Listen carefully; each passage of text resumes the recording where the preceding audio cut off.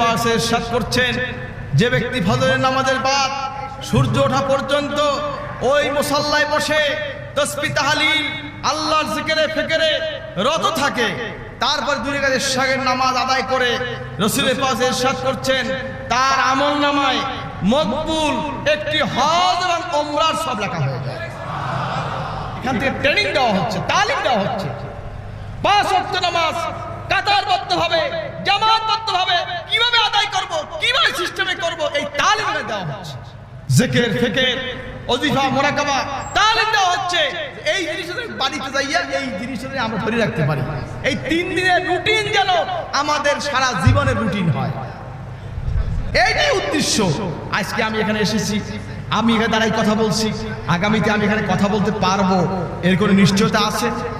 বলেন আছে? আপনাদের সাথে আগামীতে দেখা হবে, আপনি আমাকে দেখবেন, আমি আপনাকে দেখবো, তার কোনো নিশ্চয়তা আছে? সবাইকে যেতে হবে। আল্লাহর আদেশ যখন হবে সবাইকে যেতে হবে। যাওয়ার আগে সম্বল তৈরি করতে হবে, কারণ আল্লাহর দরবারে কোনো সার্টিফিকেট, ডাক্তার, ইঞ্জিনিয়ার, ব্যারিস্টার, জজ, চেয়ারম্যান, মন্ত্রী, মিনিস্টার, পীর, গাউস, কুতুব কোনো সার্টিফিকেট খাটবে না। ব্যবসায়ী, টাকাওয়ালা, পয়সাওয়ালা, পেশকার, অমুক সমুক, হ্যাংরে ট্যাংরে, টিওনো, ওসি, ডিসি, আল্লাহ তাআলা কিছু খাটবে না। ইয়াউমা লা ইয়ানফাউ মালু ওয়ালা বানুন ইল্লা মান আতাল্লাহ বিকলবিন সালিম। পবিত্র একটি হৃদয়, পবিত্র একটি আত্মা নিয়ে আল্লাহর উপস্থিত হতে হবে।